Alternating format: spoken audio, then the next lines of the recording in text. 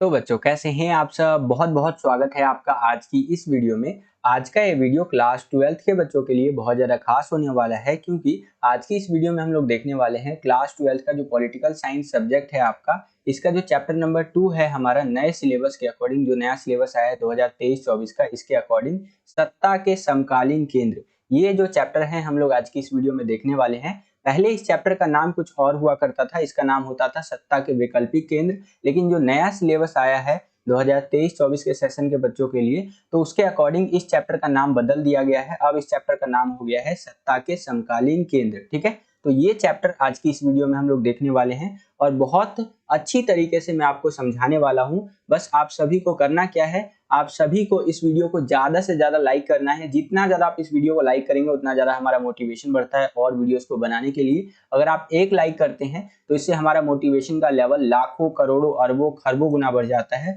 अंदर से एक आवाज आता है कि जय सर क्या कर रहे हैं आप, फ्री टाइम में इधर उधर क्या कर रहे हैं, आप बच्चों के लिए वीडियोस बनाइए। तो हम आपके लिए ज्यादा से ज्यादा वीडियोस लेकर के आते रहते हैं। ठीक है, आगे चलते हैं। अगर अभी तक आपने मुझे इंस्टाग्राम पे फॉलो नहीं किया है तो फॉलो कर सकते हैं। जो भी आपके सवाल होते हैं आप मुझसे वहां पर डायरेक्टली पूछ सकते हैं। जैसे ही मुझे समय मिलेगा मैं आपको रिप्लाई वहां पर कर दूंगा। ठीक है, इंस्टाग्राम पे फॉलो करने के लिए सिंपली आपको इंस्टाग्राम पे जाना है, वहां पर सर्च करना है जय झा 07। ठीक है, ये मेरा आईडी है, यहाँ पर आप देख सकते हैं। जैसे ही आप सर्च करेंगे मेरा चेहरा आपको देखने को मिल जाएगा।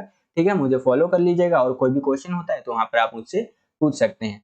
अगर अभी तक आप हमारे क्लास 12th के टेलीग्राम चैनल में ज्वाइन नहीं हुए हैं तो वहां पर जरूर ज्वाइन हो जाइए। इंपॉर्टेंट अपडेट, पीडीएफ, नोट्स वगैरह हम आपको वहां पर प्रोवाइड करवाते रहते हैं। ठीक है, सिंपली आपको टेलीग्राम चैनल में ज्वाइन करने के लिए क्या करना है, टेलीग्राम पे जाना है, वहां पर सर्च करना है क्लास 12 सीबीएसई 1 2 3। जैसे ही आप सर्च करेंगे स्मॉल लेटर्स के अंदर आपको हमारा टेलीग्राम का चैनल देखने को मिल जाएगा, उसको ज्वाइन कर लीजिएगा। फ्यूचर में आपको बहुत कुछ वहां पर मिलने वाला है। ठीक है, चलिए हम अपने चैप्टर को समझते हैं। देखिए, चैप्टर को समझने से पहले ये समझिए कि इस पूरे चैप्टर के अंदर हम किन टॉपिक्स को डिस्कस करने वाले हैं, क्योंकि इन्हीं टॉपिक्स को मिला दिया जाए तो हमारा ये चैप्टर बन जाता है चैप्टर नंबर 2। और इस पूरे चैप्टर के अंदर केवल और केवल 5 चीजों को हम लोग डिस्कस करने वाले हैं, जो आपका नया सिलेबस आया है ना सीबीएसई की तरफ से, उसके अकॉर्डिंग बता रहा हूँ। पहले हम लोग डिस्कस करेंगे यूरोपीय संघ के बारे में कि यूरोपीय संघ है क्या। ठीक है, पूरा का पूरा इसका बायोडाटा देखेंगे। उसके बाद हम लोग आसियान के बारे में डिस्कस करेंगे कि भैया आसियान क्या है। फिर हम लोग डिस्कस करेंगे एक आर्थिक शक्ति के रूप में चीन का उदय कैसे हुआ। ठीक है, एक इकोनॉमिक सुपर पावर चाइना कैसे बना, तो उसके ऊपर डिस्कशन करेंगे। उसके बाद लास्ट में हम लोग जापान और दक्षिण कोरिया जो है हमारा यहाँ पर, साउथ कोरिया जो है, जहाँ की जो कंपनी है सैमसंग, वो वाली जो कंपनी है ना सैमसंग, वो साउथ कोरिया की है, तो इसके बारे में हम लोग डिस्कस करेंगे। ठीक है, इन्हीं 5 टॉपिक्स को मिला दिया जाए तो हमारा ये चैप्टर बन जाता है। चलिए एक एक करके हम लोग डिस्कस करें। चैप्टर को समझने से पहले ये समझिए कि ये जो नाम है हमारे इस चैप्टर का, सत्ता के समकालीन केंद्र, इसका मतलब क्या होता है। अगर आप इस चैप्टर के नाम का मतलब समझ गए ना तो पूरा चैप्टर आपको ऑटोमेटिकली समझ में आ जाएगा बच्चों। ठीक है, चलिए इसके नाम का मतलब थोड़ा सा समझ लीजिए। देखिए, ये बात है उस जमाने की जब शीत युद्ध चल रहा था हमारी धरती के ऊपर। शीत युद्ध किसके किसके बीच में चल रहा था, अमेरिका और सोवियत संघ के बीच में चल रहा था। ठीक है, कब से कब तक चला, 1945 से लेकर के 1991 तक चला। ठीक है, आगे चलते हैं। देखिए, जब शीत युद्ध चल रहा था ना तो पूरी की पूरी जो दुनिया थी ना वो 2 भागों में बट गई थी, अर्थात 2 ध्रुवीय हो गई थी। 2 ध्रुवीय का मतलब क्या होता है, 2 ध्रुवीय का मतलब होता है एक ध्रुव तो वो था जो अमेरिका को सपोर्ट कर रहा था, यानी कि धरती के एक साइड तो ऐसे देश थे, एक तरह से हाइपोथेटिकली आपको बता रहा हूं, ऐसे देश थे जो यूएस को सपोर्ट कर रहे थे और दूसरे साइड ऐसे देश थे जो यूएसएसआर को सपोर्ट कर रहे थे। ठीक है, यानी कि हमारा जो धरती था वो 2 ध्रुवीय हो गया था वहां पर उस टाइम पे पूरी की पूरी दुनिया। अब देखिए, जब तक शीत युद्ध चला तब तक तो ये कारनामा पूरा चंगा चला 2 ध्रुवीय वाला। लेकिन जैसे ही 1991, जी हाँ बच्चों, ये वो साल था जब यूएसएसआर कोलैप्स किया, 15 अलग अलग गणराज्यों के अंदर टूट गया। जैसे ही सोवियत संघ बिखरा, टूटा, वैसे ही पूरी दुनिया में ऑटोमेटिकली पावरफुल कौन सा कंट्री बच गया, अमेरिका बच गया भैया। अब अमेरिका क्या है, अमेरिका तो एकदम गदगद हो गया अंदर से, बोला अरे भैया यहाँ पर तो सोवियत संघ गया, अब पूरे दुनिया के राजा हम हैं। वो होता है ना, एक डायलॉग आता है कि यहाँ के राजा हम हैं, तो अमेरिका के मन में यही बात आ गई कि यहाँ के राजा कौन है, अब हम हैं। क्योंकि अब दुनिया क्या थी, दुनिया अब जो है एक ध्रुवीय हो चुकी थी। पहले क्या था भैया, दुनिया जो है 2 ध्रुवीय था, एक यूएस वाला और एक यूएसएसआर वाला। अब यहाँ पर यूएसएसआर तो कोलैप्स कर गया, तो पूरी दुनिया पे यहाँ पर किसका राज हो गया, यूएस का राज हो गया, यानी कि एक ध्रुवीय दुनिया हो गई। अब यहाँ पर दिक्कत वाली बात, पूरी दुनिया के अलग अलग देश जो है वो सोचने लग गए, अरे भैया अगर एक देश यहाँ पर पावरफुल रहेगा तो बहुत ज्यादा दिक्कत होगा।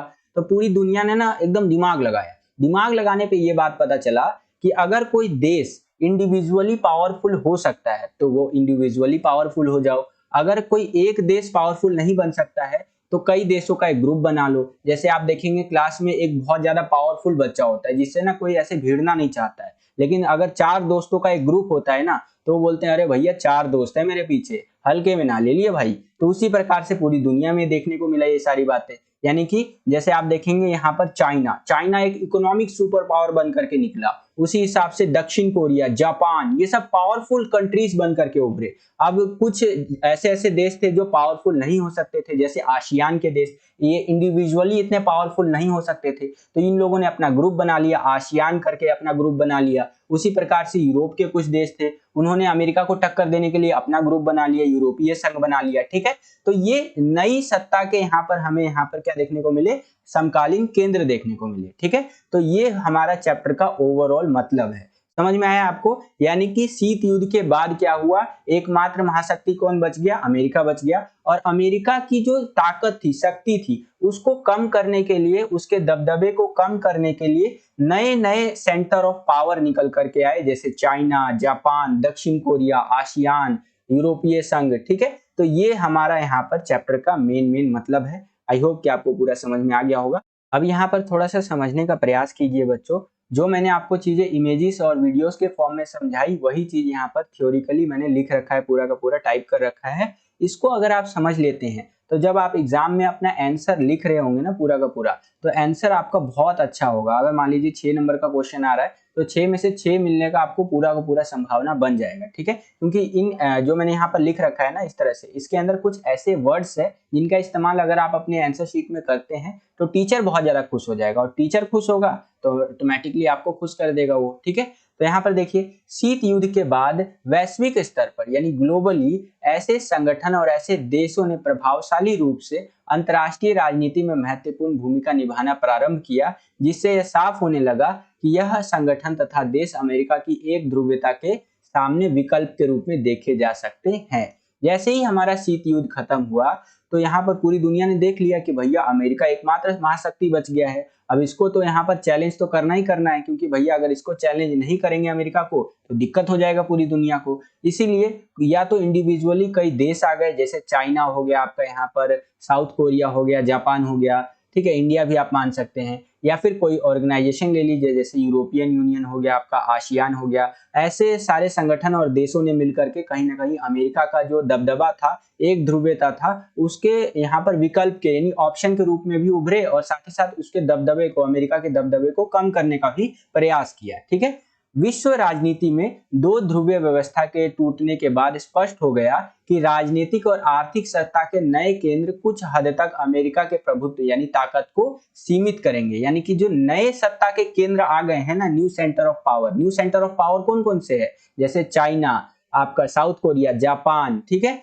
और यहाँ पर ऑर्गेनाइजेशंस की बात करें तो आसियान हो गया आपका, यहाँ पर यूरोपियन यूनियन हो गया। तो ये सब क्या है, ये कहीं ना कहीं एक तो विकल्प के रूप में सामने आए अमेरिका की ताकत को कम करने के लिए, और उसके ताकत को कम भी किया इन्होंने। ठीक है, अगर अमेरिका पहले बोलता ना शीत युद्ध जब खत्म हुआ था कि हाँ भैया ये कानून लागू होना चाहिए तो होना चाहिए, तो पूरी दुनिया को मानना पड़ता जी हजूर जी हजूर। लेकिन अब ऐसा नहीं है, क्योंकि अब यहाँ पर पूरी दुनिया में बहुत जगह पर कह लीजिए नए सेंटर ऑफ पावर आ गए हैं। ठीक है, नए सेंटर ऑफ पावर से मेरा मतलब है बहुत सारे ऐसे देश और बहुत सारे ऐसे संगठन उभर करके आए हैं जो बहुत ज्यादा पावरफुल है। भैया अपना इंडिया ही देख लीजिए यार, कम पावरफुल समझ रहे हैं क्या, बहुत ज्यादा पावरफुल है। ठीक है, तो ये थोड़ी सी बातें थी, ये इंट्रोडक्शन काइंड ऑफ आप कह सकते हैं। आई होप कि आपको समझ में आया होगा। अब हम लोग समझते हैं बच्चों यूरोपीय संघ के बारे में, जिसको इंग्लिश में आप यूरोपियन यूनियन भी बोलते हैं। ठीक है, इसके बारे में बिल्कुल ध्यान से समझिएगा, क्योंकि पेपर में 6 नंबर का क्वेश्चन आ जाता है। देखिए यूरोपीय संघ क्या है, यूरोपीय संघ ने एक ग्रुप कह सकते हैं या संगठन कह सकते हैं। पहले क्या था भैया, यूरोप के जो देश थे, जैसे आपका फ्रांस हो गया, ब्रिटेन हो गया, और उसी हिसाब से जर्मनी वगैरह हो गया, ये सारे देश ना अलग अलग थे। ठीक है, अब अलग अलग रहेंगे तो उतने ज्यादा पावरफुल ये थे नहीं, तो यहाँ पर एक कहावत होती है ना कि एकता में बहुत बल होता है। इनको ये बात समझ में आ गई तो इन्होंने क्या बोला, चलो भैया ग्रुप बना लेते हैं। तो इन सब ने मिल करके ग्रुप बनाया जिसका नाम रखा है यहाँ पर यूरोपीय संघ, इंग्लिश में बोलते हैं यूरोपियन यूनियन। ठीक है, वही चीज यहाँ पर लिखा हुआ है कि यूरोपीय संघ यूरोप के देशों का एक महत्वपूर्ण क्षेत्रीय संगठन है। ठीक है, आई होप कितना आपको समझ में आया होगा। आगे देखिए मार्शल योजना के बारे में बता रखा है। मार्शल योजना क्या थी ना, इसको थोड़ा सा ना समझिए, क्योंकि 2 नंबर का क्वेश्चन इस पे बन जाता है, डायरेक्टली 2 नंबर में पूछ लेता है कि मार्शल योजना क्या है बता दीजिए। ठीक है, तो आपको बताना होगा। मार्शल योजना की बात कर रहे हैं ना, तो बात कर लेते हैं सेकेंड वर्ल्ड वॉर की। सेकेंड वर्ल्ड वॉर कब से कब तक चला था हमारा, 1939 से लेकर के 1945 तक, यानी 1939 से लेकर के 1945 तक हमारे सेकेंड वर्ल्ड वॉर, द्वितीय विश्व युद्ध चला था। अब द्वितीय विश्व युद्ध जैसे ही खत्म हुआ ना भैया, तो अमेरिका ने क्या किया, जो आपका पश्चिमी यूरोप था उसकी जबरदस्त मदद की अर्थव्यवस्था को वापस ट्रैक पे लाने के लिए। क्योंकि जैसे ही ये लोग सेकेंड वर्ल्ड वॉर के बाद उभर करके सामने आए ना, यानी सेकेंड वर्ल्ड वॉर जैसे ही खत्म हुआ तो इनकी इकोनॉमी बिल्कुल तबाह सी हो गई थी। अब किसी भी देश को चलने के लिए भैया चाहिए पैसा, इकोनॉमी अच्छी होनी चाहिए। अब इनकी इकोनॉमी हो गई थी तबाह एक तरह से, तो ये अमेरिका के पास गए, अमेरिका को बोला भैया भैया यहाँ मदद कर दीजिए, बहुत दिक्कत चल रहा है। तो अमेरिका ने बोला अरे भैया काहे दिक्कत ले रहे हो, तुम्हारा बड़ा भाई इधर है ना, तुम दिक्कत मत लो। अमेरिका ने क्या किया, यूरोप में पश्चिमी यूरोप जो था उसकी जबरदस्त मदद की आर्थिक रूप से। और ये जो जबरदस्त मदद किया ना, इसी को ही बोला जाता है मार्शल योजना, Marshall plan. Clear, I hope कि आपको समझ में आ गया। यहाँ पर ना थोड़ा सा यूरोपीय संघ जो है, यूरोपियन यूनियन जो है, उसका मैप भी एक बारी देख लीजिए ताकि आपको क्लियर हो जाए कि भैया यूरोपीय संघ के अंदर कौन कौन से देश हमारे आते हैं। ठीक है, यहाँ पर आप देखेंगे तो जो इस कलर से देश दिखा रखे हैं ये पुराने सदस्य है, और जो इस वाले कलर से दिखाया गया है वो नए सदस्य देश है। जैसे अगर मैं यूरोपीय संघ की बात करूं तो इसके अंदर जर्मनी आ जाता है, आपका फ्रांस आ जाता है, स्पेन हो गया, पुर्तगाल हो गया आपका, ठीक है, आयरलैंड वगैरह हो गया, यूनाइटेड किंगडम यानी कि जो यूके है वो तो लेफ्ट हो चुका है। जो 2020 के अंदर हमारा यूके जो है ये यूरोपीय संघ को छोड़ करके जा चुका है, बोला भैया हम यूरोपीय संघ का हिस्सा अभी हम नहीं रहने वाले हैं। चैप्टर में आगे अभी हम डिस्कस भी करेंगे। ठीक है, तो ये आप जो देख रहे हैं यहाँ पर ये यूरोपियन यूनियन का ये मैप है। क्लियर, कई बारी जो आपका पेपर होता है उसमें इस तरह का मैप आ जाता है और बोल देता है कि बताइए ये कौन सा देश है, इस तरह से लोकेट करके दे रखा होता है, आपको नाम बताना होता है। तो ये जो मैप है बिल्कुल ध्यान से अपने दिमाग में बैठा लीजिए बच्चों। चलिए आगे यूरोपीय संघ के बारे में थोड़ी और बातें कर लेते हैं। देखिए दो चीजें मैंने आपको बता दी। यूरोपीय संघ जो है यूरोप के देशों का एक महत्वपूर्ण क्षेत्रीय संगठन है। मार्शल योजना क्या थी मैंने आपको बता दिया। आगे चलते हैं। अब यहाँ पर देखिए क्या बता रखा है कि 1948 के अंदर मार्शल योजना के तहत जो था यूरोपीय आर्थिक सहयोग संगठन की स्थापना की गई। अब मार्शल योजना में क्या हुआ था, अमेरिका ने पश्चिमी यूरोप की अर्थव्यवस्था जो थी ना उसको पुनर्गठित यानी खड़ा करने में जबरदस्त मदद किया था, इसे मार्शल योजना कहा गया। और उसके बाद क्या हुआ, तुरंत बाद 1948 में मार्शल योजना के तहत ही ये देखा गया कि यूरोपीय आर्थिक सहयोग संगठन की स्थापना की गई, जिसके माध्यम से पश्चिमी यूरोप के देशों को आर्थिक मदद दी गई, कह सकते हैं आप। ठीक है, यानी कि पश्चिमी यूरोप का कोई भी अगर देश आता है और बोलता है कि भैया थोड़ा पैसा उसा का जरूरत है दे दीजिए ना, तो यहाँ पर क्या होगा कि इस संगठन के थ्रू उसको पैसा दे दिया जाएगा। जैसे वैश्विक स्तर पे आप देखेंगे पूरी दुनिया के स्तर पर तो वर्ल्ड बैंक है हमारा यहाँ पर और IMF है। ठीक है, IMF है एक। अगर पूरी दुनिया में किसी भी देश को पैसा का जरूरत होता है तो वर्ल्ड बैंक के पास जाता है या IMF के पास जाता है, बोलता है भैया भैया पैसा दे दीजिए। तो ये दोनों जो है अपनी शर्तों पर उनको पैसा दे देते हैं। उसी हिसाब से पश्चिमी यूरोप के देशों के लिए यहाँ पर क्या बनाया गया, यूरोपीय आर्थिक सहयोग संगठन, इसकी स्थापना की गई ताकि इन देशों को अगर पैसे की जरूरत हो तो यहाँ से ये पैसा ले सके। आगे देखिए यहाँ पर बता रखा है कि फरवरी 1992 में 1992 में maastricht संधि के द्वारा यूरोपीय संघ का गठन हुआ। देखिए अभी तक जो यहाँ पर कहानी चल रही थी इसमें यूरोपियन यूनियन अभी तक बना नहीं था, उसके बारे में मोटा मोटा बात चल रहा था, लेकिन 1992 में यहाँ पर हमारे यूरोपियन यूनियन जो था वो बन गया, पूरी तरह से स्टैब्लिश हो गया। ठीक है, यूरोपीय संघ की जो मुद्रा है उसका नाम है यूरो। जैसे अपने देश का जो पैसा है उसका नाम क्या है, रुपया। ठीक है, अमेरिका का जो पैसा है उसका नाम क्या है, डॉलर है। उसी प्रकार से यूरोपीय संघ के जितने भी देश है ना, जितने भी मेंबर कंट्रीज है, वो सब देशों के अंदर क्या चलता है भैया, यूरो नाम का पैसा चलता है। अगर आप यूरो है आपके पास एक तरह से, तो आप यूरोपीय संघ के सारे देशों में ट्रेवल कर सकते हो, चाहे आपका जर्मनी हो, फ्रांस हो, ब्रिटेन हो। ब्रिटेन तो खैर अब अलग हो गया, ठीक है, ब्रिटेन में तो पाउंड चलता है। इस तरह से आप कह सकते हैं कि जो यूरो मुद्रा है उसको लेकर के यूरोपीय संघ के आप ज्यादातर देशों में ट्रेवल कर सकते हैं। आगे देखिए बता रखा है कि वर्तमान समय में अगर बात किया जाए तो यूरोपीय संघ के अंदर 27 सदस्य देश है, इसके 27 मेंबर कंट्रीज है। क्लियर, चलिए आगे चलते हैं। कुछ और बातें बता रखा है कि 2016 में यह दुनिया की दूसरी सबसे बड़ी अर्थव्यवस्था थी, यानी यूरोपीय संघ जो था ना 2016 के अंदर सेकेंड लार्जेस्ट इकोनॉमी था पूरी दुनिया के अंदर, और इसका सकल घरेलू उत्पाद जो था वो 17,000 अरब डॉलर से भी ज्यादा था, जो कि अमेरिका के ही लगभग है। यानी अमेरिका का जो जीडीपी था ना उसके हिसाब से ही मान लीजिए कि इनका टोटल जीडीपी पहुंच गया था एक तरह से। इसकी मुद्रा यूरो अमेरिकी डॉलर के प्रभुत्व के लिए खतरा बन सकती है भैया। अगर आप अभी भी देखेंगे ना $1 इज इक्वल टू आपका यूरो कितना है ना, तो लगभग लगभग आपको सेम ही दिखेगा। मैं आपको दिखा भी देता हूँ। तो यहाँ पर आप देख सकते हैं बच्चों, मैंने सर्च कर रखा है $to INR, ठीक है, यानी कि अमेरिका का अगर मैं ₹1 $1 वहां का लेकर के आऊं, ठीक है, तो हमारे यहाँ पर कितना पैसा मिलेगा भैया, ₹82.34 मिलेगा। उसी प्रकार से अगर मैं €1 लेकर के आता हूँ तो उससे मुझे कितना अमेरिकी डॉलर मिलेगा, वो मिलेगा भैया यहाँ पर 1.10, यानी कि ये आप काइंड ऑफ इतना कह सकते हैं कि $1 इज इक्वल टू 91 हमारा यहाँ पर पैसा जो होता है यूरो के अंदर होता है। लगभग लगभग यहाँ पर यूरो और डॉलर जो है वो बराबर ही है, ठीक है, यानी कि $1 ले लीजिए या €1 ले लीजिए, लगभग लगभग मामला उतना ही पड़ने वाला है। क्लियर, तो ये देखिए अमेरिका का $1 और यूरोपीय संघ का यूरो है ना, बराबर ही बात। यहाँ पर अगर मैं आपको एक चीज और सर्च करके दिखाऊं, एक सेकेंड, तो आप यहाँ पर देख पा रहे होंगे मैंने लिख दिया €1 के बराबर में मुझे कितना इंडियन रुपीज मिलेगा। तो अगर मैं €1 लेकर के आऊंगा ना तो मुझे ₹90 मिलेगा। तो आप देखेंगे कि कहीं ना कहीं यूरो जो है ज्यादा पावरफुल है आज के टाइम पे भी। कहा मुझे $1 से ₹82.34 मिल रहा है, और कहा अगर मैं €1 लेकर के आऊंगा तो ₹90.40 मिलेगा। ठीक है, तो आप देखेंगे कि इस प्रकार से यह कहा जा सकता है कि जो अमेरिका का प्रभुत्व है, अमेरिका का जो दबदबा है, उसको यहाँ पर कम करने के लिए यूरो या यूरोपीय संघ ने बहुत ज्यादा इंपॉर्टेंट रोल प्ले किया है। ठीक है, क्लियर। चलिए देखिए यहाँ पर बच्चों बता रखा है कि यूरोपीय संघ के सदस्य देश यानी कि इसके मेंबर कंट्रीज कौन कौन से हैं।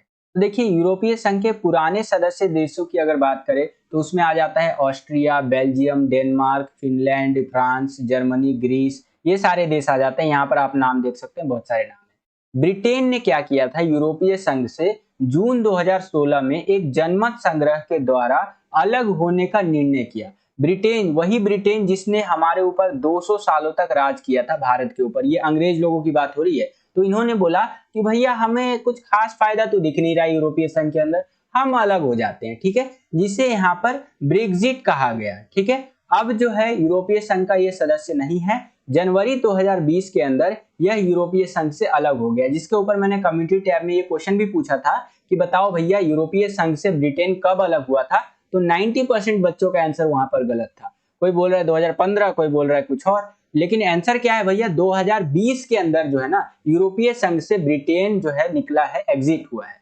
यह पुराने सदस्यों में से एक सदस्य था, यानी कि जब यूरोपीय संघ बन रहा था ना उस टाइम का मेंबर था ये, लेकिन 2020 में क्या हुआ, अलग हो गया यहाँ पर जनवरी 2020 के अंदर। ठीक है, इसे क्या बोला गया यहाँ पर, इसे बोला गया ब्रेक्जिट, यानी कि जो हमारा ब्रिटेन है, बीआर जो है वो एग्जिट हो रहा है। बीआर से ब्रिटेन को दर्शाया गया है, एग्जिट से यानी अलग होने को दर्शाया गया। ठीक है, यहाँ पर आप मैप के थ्रू भी देख सकते हैं। ये आप देखेंगे तो यूरोपीय संघ का नक्शा यहाँ पर दे रखा है, और ये ब्रिटेन का नक्शा इस तरह से दे रखा है कि भैया किस प्रकार से यूरोपीय संघ से ये ब्रिटेन अलग हो रहा है। यहाँ पर ये देख रहे हैं चचा, इस तरह से ये ब्रिटेन वाले चचा ही देख रहे हैं। अरे चचा का मूछ बना लिए हो चचा, थोड़ा सा इंसानियत के जैसा, बहुत अच्छे लग रहे हो वैसे तो आप, लेकिन थोड़ा सा अच्छा वेशभूषा बनाइए, जो करवा टाइप का लग रहा है चचा।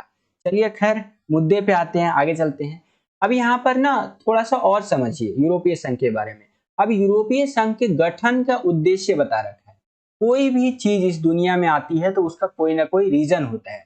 जैसे आप इस धरती पे आए हो तो भगवान ने आपको कोई अच्छे काम करने के लिए ही भेजा है कि भैया आप आए हो, अपने माता पिता का नाम रोशन करेंगे, ठीक है, और हंसी खुशी यहाँ पर रहेंगे और जीवन व्यतीत करेंगे। तो उसी प्रकार से जब यूरोपीय संघ बना ना भैया, तो इसका कुछ रीजन था कि जिस कारण से इसको बनाया गया। क्या क्या रीजन थे, यहाँ पर देखिए इस तरह से कि एक समान विदेश नीति व सुरक्षा नीति होनी चाहिए। यानी यूरोपीय संघ के जितने भी मेंबर कंट्रीज थे, इन सब का जो विदेश नीति होगा, फॉरेन पॉलिसी होगा, और सुरक्षा से रिलेटेड यानी सिक्योरिटी से रिलेटेड जितने भी कानून बनाएंगे ना, सबका एक ही जैसा होगा।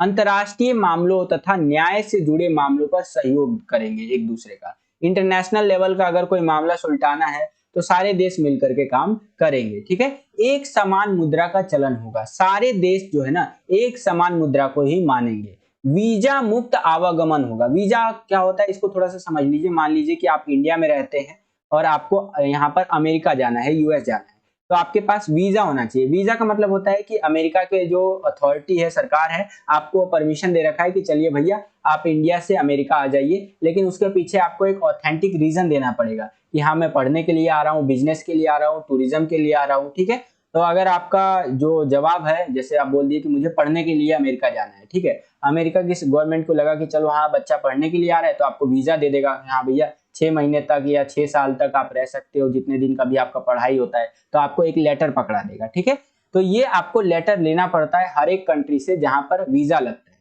तो यहाँ पर जो यूरोपीय संघ बना, तो उन्होंने क्या बोला, भैया वीजा उजा हटाओ यार। अगर हमारे देश के लोग एक दूसरे देशों में ट्रेवल कर रहे हैं, जैसे फ्रांस का बंदा है, फ्रांस वाले बंदे को जर्मनी में जाना है, ठीक है, अब जर्मनी भी यूरोपीय संघ का ही हिस्सा है, तो जर्मनी के बंदे बोलेंगे अच्छा फ्रांस के हो, यानी हमारे यूरोपीय संघ के ही हिस्से हो, चलो आपसे हम वीजा उजा नहीं लेंगे, आप आ जाइए आराम से घूमिए उमिए, जो करना है कीजिए। ठीक है, तो ये हमारा यूरोपीय संघ को बनाने का उद्देश्य था।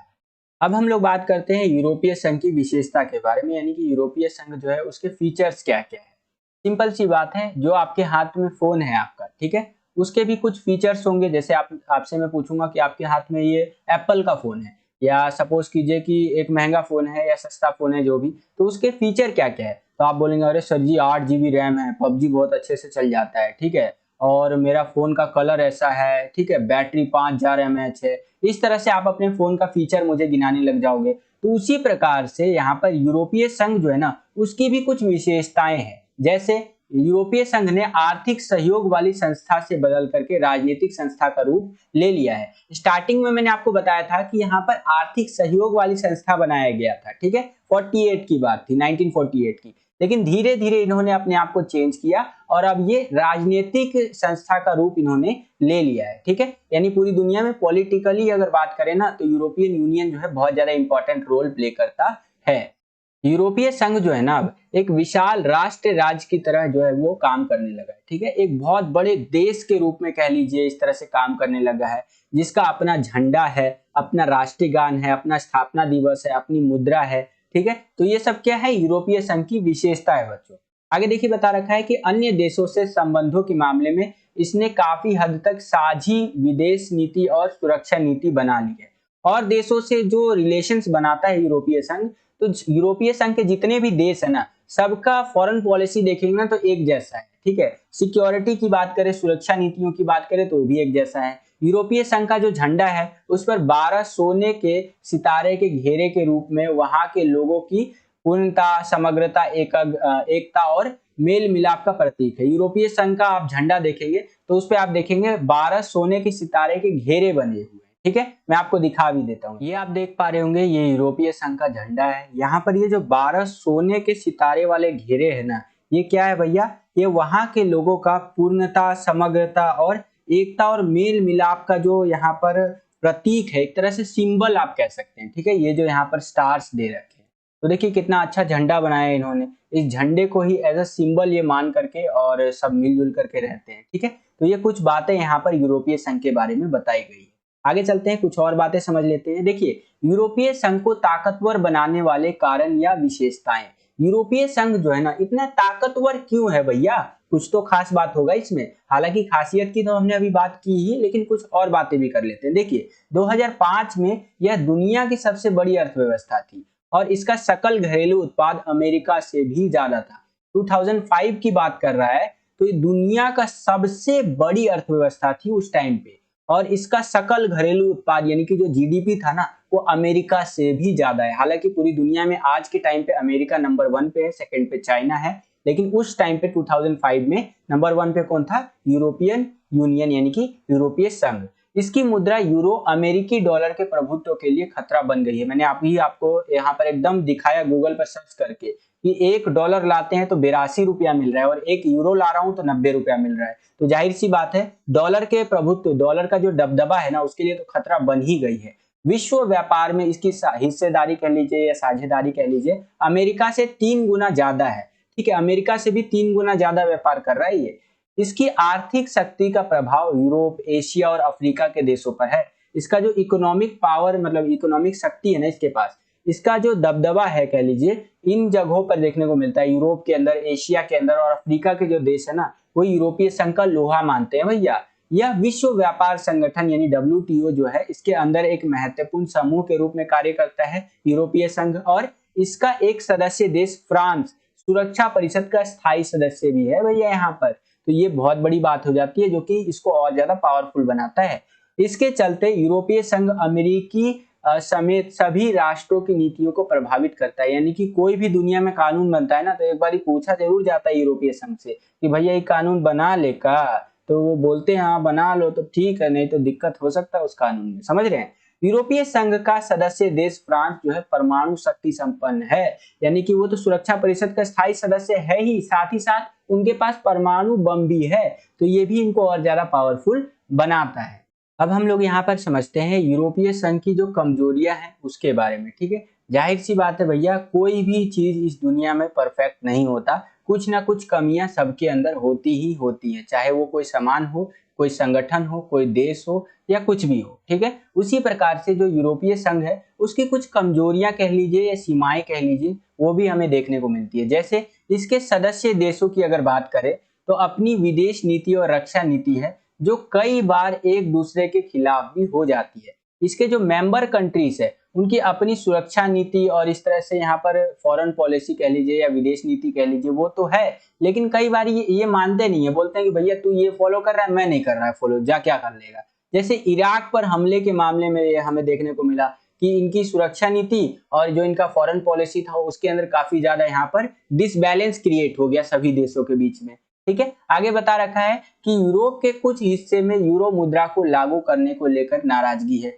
यूरोप का जो भी हिस्सा आप कह रहे हैं ना, उसके अंदर ना हर जगह यूरो मुद्रा नहीं चलता है। कहीं ना कहीं आप देखेंगे, अगर आप कभी यूरोप ट्रेवल करें फ्यूचर में, भगवान करे आप यूरोप ट्रेवल करें कभी ना कभी, तो आप देखेंगे हर जगह यूरो मुद्रा नहीं मानी जाती। कहीं पर वो मना भी कर देते हैं, बोलते हैं हम नहीं मान रहे भाई। जैसे डेनमार्क और स्वीडन ने maastricht संधि और साझी यूरोपीय मुद्रा यानी यूरो को मानने का विरोध किया। इन्होंने बोला भैया हम ना मान रहे भैया, हमें ना चाहिए ऐसा।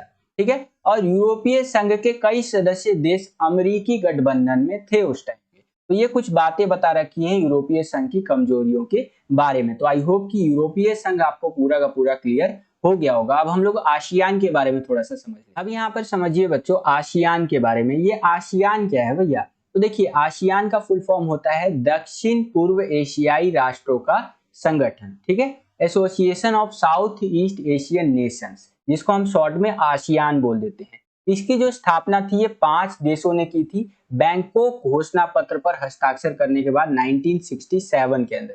एक घोषणा पत्र था जिस पर सबने अपना अपना साइन किया 5 देशों ने, और इसकी यहाँ पर स्थापना हो गई। वो 5 देश कौन कौन से थे? पहला था भैया यहाँ पर सिंगापुर, दूसरा था फिलीपींस, तीसरा था यहाँ पर थाईलैंड, चौथा था मलेशिया और 5वां था इंडोनेशिया। इन 5 देशों ने साइन किया बैंकॉक घोषणा पत्र पर, और इन्होंने किसकी स्थापना कर दी? आसियान की स्थापना की, और इन्हें ही 5 देशों को ही आसियान के संस्थापक देश भी कहा जाता है।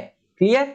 चलिए आगे चलते हैं। अब यहाँ पर बता रखा है आसियान के सदस्य देश। देखिए 5 देशों ने तो इसकी स्थापना कर दी, लेकिन बाद में कुछ और देश भी इसके अंदर जुड़े। जैसे 5 देशों ने इसकी स्थापना की थी, यहाँ पर मैंने आपको बताया इंडोनेशिया, मलेशिया, फिलीपींस, सिंगापुर और थाईलैंड, इन्होंने इसकी स्थापना की थी। लेकिन कुछ नए कंट्रीज इसके अंदर ज्वाइन हुए। यहाँ पर आप देख सकते हैं ब्रुनेई दारुसलाम हो गया आपका, वियतनाम हो गया, लाओस, म्यांमार, कंबोडिया हो गया। ठीक है, टोटल कितने कंट्रीज हो गए आसियान के अंदर? 10 हो गए हमारे। ठीक है, अगर क्वेश्चन पूछता है कि आसियान के अंदर कितने कंट्रीज है, कितने मेंबर कंट्रीज है इस तरह से, तो 10 है। ठीक है, चलिए आगे चलते हैं। आसियान जो हमारा यहाँ पर बना, इसके क्या उद्देश्य थे? मैंने आपको बताया दुनिया में कोई भी चीज बनता है तो उसका कुछ ना कुछ उद्देश्य होता है। एक रामबाण चीज बता रहा हूं मैं आपको। आपका अगर कोई भी ऑर्गेनाइजेशन या कोई भी संगठन इस तरह से कह लीजिए, उसका उद्देश्य पूछ लेना बनने का, तो आंख मूंद करके ये बोल दीजिएगा कि हाँ इसका उद्देश्य था तेज गति से विकास करना, ठीक है, चाहे सांस्कृतिक हो, आर्थिक रूप से हो। इस तरह से आप लिखेंगे ना तो नंबर आपका नहीं कटेगा कहीं पर। तो उसी प्रकार से आसियान के बारे में बता रखा है कि आसियान की स्थापना के मुख्य उद्देश्य क्या क्या थे। सदस्य देशों के आर्थिक विकास को तेज करना, जितने भी इसके मेंबर कंट्रीज है 10 के 10 मेंबर कंट्रीज, उनका इकोनॉमिक जो ग्रोथ है उसको और तेजी से ऊपर लेकर के जाना, इसके द्वारा सामाजिक और सांस्कृतिक विकास हासिल करना, ठीक है, जो भी मेंबर कंट्रीज है उनका एक तो सामाजिक विकास हो और उनका कल्चर यानी कि सांस्कृतिक विकास भी देखने को मिले। कानून के शासन और संयुक्त राष्ट्र संघ के नियमों का पालन करके क्षेत्रीय शांति और स्थायित्व को बढ़ावा देना, यानी कि जो भी कानून है, रूल्स एंड रेगुलेशंस है उसको बनाए रखे और यूएनओ का जो भी नियम आता है उसको फॉलो करके एक स्टेबिलिटी बनाया जा सके, ठीक है। तो ये मेन कारण थे जिस कारण से आसियान को बनाया गया। क्लियर, चलिए आगे चलते हैं। अब यहाँ पर आसियान शैली के बारे में बता रखा है, 2 नंबर में एक क्वेश्चन पूछ लेता है कि आसियान शैली क्या है। देखिए आसियान शैली का मतलब होता है स्टाइल, जैसे हर किसी का एक स्टाइल होता है ना, रजनीकांत जी का आप देखेंगे फिल्मों में एक अलग स्टाइल होता है, यूं एकदम चिंगम खाते हैं इस तरह से, ठीक है। अक्षय कुमार जी का अलग स्टाइल है, सलमान भाई का अलग स्टाइल है। तो उसी प्रकार से आसियान का भी अलग एक स्टाइल देखने को मिलता है। क्या स्टाइल है इनका अपना काम करने का? अनौपचारिक, टकराव रहित और सहयोगात्मक मेल मिलाप का नया उदाहरण इन्होंने पेश किया है और आसियान ने काफी नाम भी कमाया है, काफी यश कमाया है, इसे ही आसियान शैली कहा जाने लगा, ठीक है। यानी कि आसियान के जितने भी देश है ना सब मिलजुल करके काम करते हैं, सब बोलते हैं अरे भैया लड़ाई झगड़े में कुछ ना रखा भैया, मिलजुल करके काम करो, बातचीत से मसलों को सुलझाओ, यहाँ पर जो भी प्रॉब्लम्स हो रही है उसको बातचीत से सुलझाओ, लड़ाई झगड़ा करके कोई फायदा यहाँ पर नहीं होने वाला है, ठीक है। कुछ और बातें बता रखा है यहाँ पर, आसियान क्षेत्रीय मंच के बारे में बता रखा है। देखिए ध्यान से इस चीज को समझ लीजिएगा, कई सारे बच्चे यहाँ पर कंफ्यूज हो जाते हैं। आसियान की जो स्थापना हुई थी वो 1967 के अंदर हुई थी। आसियान क्षेत्रीय मंच की जो स्थापना हुई है वो 1994 के अंदर हुई है, ठीक है। आसियान क्षेत्रीय मंच क्या है इसको समझिए कि आसियान में यहाँ पर क्षेत्रीय मंच की स्थापना हो गई 1994 के अंदर, जिसका उद्देश्य सदस्य देशों की सुरक्षा और विदेश नीति में तालमेल बनाना था, ठीक है। यानी कि एक टाइप का मंच था आप कह सकते हैं, जहां पर सारे कंट्रीज इकट्ठा हो सकते थे और बातचीत कर सकते थे कि कैसे हम लोग और आगे बढ़ सकते हैं, कैसे बैलेंस क्रिएट कर सकते हैं यहाँ पर सुरक्षा और विदेश नीतियों के बीच में, जैसे यूरोपीय संघ के देशों ने किया है अपना अपना, ठीक है। तो इस तरह से आप यहाँ पर कह सकते हैं। आई होप कितना आपको समझ में आया होगा। आगे चलते हैं। अब यहाँ पर बताया गया है आसियान जो समुदाय है हमारा, आसियान जो बना है, इसके प्रमुख स्तंभों के बारे में। स्तंभ क्या होता है इसको थोड़ा सा समझ लीजिए, जैसे एक बिल्डिंग होता है, एक इमारत होता है, तो वो इस तरह से बड़े बड़े पिलर्स के ऊपर इस तरह से देख रहे हैं, इसके ऊपर खड़ा होता है ना, ये देखेंगे बहुत ज्यादा यहाँ पर पिलर्स दे रखे हैं, तो इन पिलर्स के ऊपर ही ये बिल्डिंग जो है पूरी की पूरी हमारी खड़ी है।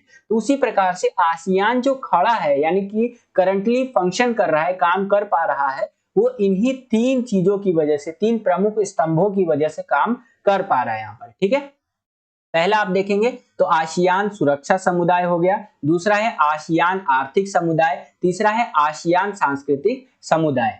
इन तीनों के बारे में थोड़ा थोड़ा समझ लीजिए। देखिए आसियान सुरक्षा समुदाय क्षेत्रीय विवादों को सैनिक टकराव तक न ले जाने की सहमति पर आधारित है, यानी कि क्षेत्रीय रीजनल लेवल पे अगर कोई दिक्कत आता है ना तो उस पे सेना यानी आर्मी वगैरह ना जाए, इस पे ज्यादा ध्यान देता है आसियान सुरक्षा समुदाय। अब दूसरा स्तंभ क्या करता है आसियान का? आसियान आर्थिक समुदाय का उद्देश्य है कि आसियान देशों का साझा बाजार और उत्पाद आधार तैयार करना तथा इस क्षेत्र के सामाजिक और आर्थिक विकास में मदद करना, ठीक है। जाहिर सी बात है आर्थिक समुदाय की बात हो रही है, इकोनॉमी से रिलेटेड काम करता है, यानी कि आसियान के जितने भी मेंबर कंट्रीज है उनका कैसे इकोनॉमिक डेवलपमेंट हो सके, ये कौन देखता है हमारे यहाँ पर? आसियान आर्थिक समुदाय। तीसरा आता है आसियान सांस्कृतिक समुदाय, तो इसका उद्देश्य क्या है भैया कि आसियान देशों के बीच टकराव की जगह बातचीत और सहयोगात्मकता को बढ़ावा दिया जा सके, यानी कि भैया यहाँ पर लड़ाई झगड़ा मत करो, बातचीत को अपनाओ, ठीक है। यही तो आसियान शैली है, आसियान का आसियान जो है उसका काम करने का तरीका है, स्टाइल है, ठीक है। तो ये इंपॉर्टेंट था, मैंने आपको बता दिया। यहाँ पर आई होप कि आपको समझ में आ गया होगा। और देखो बहुत ज्यादा मेहनत लगता है आपके लिए इस प्रकार की वीडियोस को बनाने के लिए, तो अगर आपको वीडियोस पसंद आ रहा है तो वीडियो को लाइक जरूर कीजिएगा। आपका एक लाइक, आप तो फ्रीली मतलब कह सकते हैं फ्री ऑफ कॉस्ट लाइक कर रहे हैं, लेकिन हमारे लिए वो करोड़ों रुपए के समान है, क्योंकि आपका लाइक हमें बहुत ज्यादा मोटिवेट करता है, हमारे अंदर मोटिवेशन की आग जला देता है, जिससे हम और वीडियोस आपके लिए लेकर के आते रहते हैं। तो लाइक जरूर कीजिएगा, और वीडियो कैसा लग रहा है आपको, आप कमेंट करके जरूर बताइएगा, ठीक है। चैप्टर 1 का भी वीडियो में दो ध्रुवीयता का अंत वाला जो चैप्टर है ये वाला भी बना दिया है। अगर आपने वो वीडियो नहीं देखा है तो उसका जो लिंक होगा वो डिस्क्रिप्शन बॉक्स में दे दूंगा और आई बटन में भी दे दूंगा, उस वीडियो को भी जरूर देखिएगा, जिससे कि चैप्टर 1 भी आपको बहुत अच्छी तरीके से समझ में आ जाएगा, ठीक है। अब हम लोग बात करते हैं आसियान की उपयोगिता या प्रासंगिकता के बारे में। प्रासंगिकता का मतलब होता है कि क्या आसियान आज के टाइम पे एग्जिस्ट करना चाहिए। जैसे अगर मैं बोलूं कि कई लोगों के घर में पंखा होता है, कई लोगों के क्या बहुत सारे लोगों के घर में पंखा होता है, मेरे घर में खुद ही है यार, गर्मी के दिनों में हम पंखा लगाते हैं। तो अगर मैं बोल दूं कि क्या पंखा जो है आज के टाइम पे प्रासंगिक है, तो प्रासंगिक का मतलब कि क्या आज के टाइम पे पंखा जो है जरूरी है या उसकी एग्जिस्टेंस होनी चाहिए, तो बिल्कुल होनी चाहिए यार। जब गर्मी लगता है तो गरीब आदमी तो एसी अफोर्ड कर नहीं सकता, कूलर अफोर्ड कर नहीं सकता, तो वो पंखा चला के ही काम चला लेता है, ठीक है। तो यहाँ पर पंखा बिल्कुल जरूरी है। उसी प्रकार से क्या आसियान इंपॉर्टेंट है आज की दुनिया में, 2023 चल रहा है अभी, तो यहाँ पर उसी के बारे में बताया गया है कि आसियान ने निवेश, श्रम और सेवाओं के मामले में मुक्त व्यापार क्षेत्र पर भी ध्यान दिया है। यानी कि आसियान ने इन्वेस्टमेंट को लेकर के, यहाँ पर श्रम को लेकर के, सर्विसेज को लेकर के बहुत ज्यादा इंपॉर्टेंट रोल प्ले किया है। और यहाँ पर फ्री ट्रेड हो सके, बिना टैक्स के यहाँ पर ट्रेड हो सके, व्यापार हो सके, इस पर भी बहुत ज्यादा ध्यान दिया है, ठीक है। अब यहाँ पर अमेरिका और चीन आ गए। अमेरिका और चीन जब आए यहाँ पर तो बोले का कि भैया मुक्त व्यापार क्षेत्र बनाते हैं, इसमें इन्होंने रुचि दिखाई। इसको ना थोड़ा सा समझ लीजिए कि मुक्त व्यापार क्षेत्र होता क्या है। देखिए, अगर आप अपने देश से दूसरे देश में कोई सामान बेच रहे हैं, फॉर एग्जाम्पल मैं इंडिया से चावल बेच रहा हूँ, चावल कहाँ बेच रहा हूँ, अमेरिका में यानी यूएस में बेच रहा हूँ, ठीक है। 100 रुपए किलो चावल अगर मैं बेच रहा हूँ यूएस को, तो यूएस में जब वो जाएगा तो वहां टैक्स लग जाएगा, ठीक है। उस पर टैक्स मान लीजिए कि लगा दिया उन्होंने 20 रुपए का टैक्स लगा दिया, एग्जाम्पल के लिए बता रहा हूँ, तो वहां पर वो चावल कितना हो गया, 120 रुपए किलो हो गया, ठीक है। ये टैक्स लगा करके हो गया। अगर यही टैक्स अगर नहीं लगाया जाए तो वहां पर चावल कैसे मिलेगा, 100 का 100 रुपए किलो मिलेगा। तो यहाँ पर टैक्स हटाने की बात की जाती है, जिसको फ्री ट्रेड कहा जाता है। तो जब दो देश आपस में फ्री ट्रेड एग्रीमेंट साइन कर लेते हैं ना, तो ये जो टैक्स होता है ना, यहाँ पर चीजों के ऊपर लगाया जाता है यहाँ ट्रेड के अंदर, तो ये टैक्स हटा दिया जाता है, जिससे कि चीजें सस्ती हो जाती है और ज्यादा से ज्यादा प्रोडक्ट यहाँ पर बिक पाता है। तो उसी के ऊपर यहाँ पर जब फ्री ट्रेड की बात करने लग गए आसियान के देश, तो यहाँ पर अमेरिका और चीन वाले आ गए, बोले अरे भैया फ्री ट्रेड का बात कर रहे हो, हमारा सामान सस्ते में तुम्हारे देश में बिकने लग जाएगा, हम ज्यादा से ज्यादा सामान बेचने लगेंगे आपके देश में, चलिए आ जाइए, साइन करते हैं, साइन करते हैं। तो क्या हुआ, यहाँ पर अमेरिका और चीन ने मुक्त व्यापार क्षेत्र पर रुचि दिखाई। 1991 में यहाँ पर बताया गया। इसके बाद भारत ने पूरब की ओर देखो नीति जो है अपनाई और 2014 से लुक ईस्ट की नीति अपनाई है, जिसका उद्देश्य दक्षिण पूर्व एशियाई देश यानी आसियान के जो देश है उनके साथ राजनीतिक, आर्थिक और सुरक्षा सहयोग को बढ़ावा देना है, ठीक है। यानी कि हम लोगों ने अपने रिलेशंस को इंप्रूव करने के लिए बहुत सारी नीतियां अपनाई है, ठीक है। उनमें से यहाँ पर बता रखा है 2014 का एक नीति लुक ईस्ट नीति, ठीक है। आगे देखिए क्या बताया गया है कि भारत ने आसियान के सदस्य देश जैसे सिंगापुर हो गया, थाईलैंड हो गया, मलेशिया हो गया, इनके साथ मुक्त व्यापार का समझौता कर रखा है, फ्री ट्रेड एग्रीमेंट कर रखा है कि भैया कम से कम टैक्स लगा करके या बिल्कुल जीरो टैक्स पे हम आपके साथ व्यापार करेंगे, इस तरह से एक समझौता कर रखा है, ठीक है। ज्यादा जानकारी के लिए आप डिटेल में गूगल सर्च कर लीजिएगा कि भैया जीरो टैक्स पे है या कम से कम टैक्स पे है, ये आपको गूगल पर अच्छे से समझ में आ जाएगा, वहां आर्टिकल पढ़ेंगे। जितना आपकी एनसीईआरटी में है उसके अकॉर्डिंग मैं आपको बता रहा हूं, ठीक है। 2009 में भारत ने आसियान के साथ मुक्त व्यापार समझौता किया, जो 1 जनवरी 2010 से लागू हो गया भैया। यानी आसियान जो है इसके साथ हमने फ्री ट्रेड एग्रीमेंट साइन कर लिया कि चलो भैया यहाँ पर फ्री ट्रेड बिना टैक्स उक्स के व्यापार करते हैं, और 2010 में ये लागू भी हो गया। आगे देखिए कुछ और बातें बता रखा है यहाँ पर। आसियान की असली ताकत अपने सदस्य देशों की सहभागिता, सहयोग और बाकी गैर क्षेत्रीय संगठनों के बीच निरंतर संवाद और परामर्श करने की नीति में ही है। आसियान का जो रियल यहाँ पर पावर देखने को मिलता है ना, वो उनके मेंबर कंट्रीज इतने ज्यादा इकट्ठा रहते हैं ना, उससे ही हमें देखने को मिलता है। कुछ और बातें बता रखा है, जैसे कि यह एशिया का एकमात्र ऐसा संगठन है जो एशिया के देश और विश्व शक्तियों को राजनीतिक रूप से सुरक्षा मामलों पर चर्चा करने के लिए ना एक मंच, एक स्टेज अवेलेबल करवाता है कि भैया पूरी दुनिया में अगर किसी को कुछ बात करना है यहाँ पर एशिया के बारे में या आसियान देशों के बारे में, तो हमारे पास स्टेज है, आप आइए बात करते हैं। आसियान ने कंबोडिया के विवाद को भी समाप्त किया है अपनी शैली, अपने स्टाइल के जरिए। मैंने आपको बताया था ना, इनका स्टाइल सिंपल है भैया, लड़ने का नहीं भैया, यहाँ पर सिंपल बातचीत के जरिए मैटर को जो है सॉल्व करने का। ठीक है, हाल ही में भारतीय प्रधानमंत्री ने आसियान देशों की यात्रा की तथा विभिन्न क्षेत्रों में सहयोग बढ़ाने पर समझौते किए तथा पूरब की ओर देखो नीति के स्थान पर उन्होंने क्या ला दिया, पूर्वोत्तर कार्यनीति यानी कि एक्ट ईस्ट पॉलिसी की संकल्पना प्रस्तुत की। इसी के अंतर्गत वर्ष 2018 के गणतंत्र दिवस जो हमारा मनाया गया, इस समारोह पर आसियान देशों के राष्ट्र अध्यक्षों को मुख्य अतिथि के रूप में आमंत्रित भी किया गया। जब हमारा गणतंत्र दिवस मनाया गया तो हम एक यहाँ पर गेस्ट को इनवाइट करते हैं अलग अलग कंट्रीज से, तो उस टाइम पे 2018 के अंदर जब हमारा गणतंत्र दिवस मनाया जा रहा था तो उस टाइम पे हम लोगों ने आसियान देश के जो राष्ट्र अध्यक्ष थे उनको मुख्य अतिथि यानी कि मेन गेस्ट के तौर पर इनवाइट किया था अपने देश। ठीक है, आगे चलते हैं, कुछ और बातें बता रखा है जैसे कि 2018 में सिंगापुर में हुए 33वां आसियान शिखर सम्मेलन में भारत के प्रधानमंत्री नरेंद्र मोदी जी ने भाग लिया।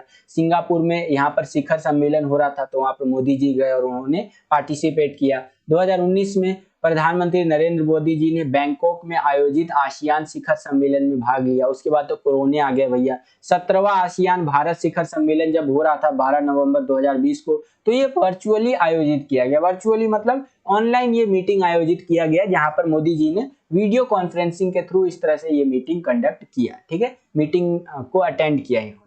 तो आई होप कि इतना आपको चैप्टर समझ में आ गया होगा। ये था हमारा पार्ट 1 वाला वीडियो जिसके अंदर मेनली हमने किस किस के ऊपर चर्चा किया, हमने आसियान के ऊपर डिस्कशन किया, उसके बाद थोड़ा सा इंट्रोडक्शन देखा था स्टार्टिंग में, और उसके बाद हमने यूरोपीय संघ, ये 3 चीजों के ऊपर डिस्कशन कर लिया है।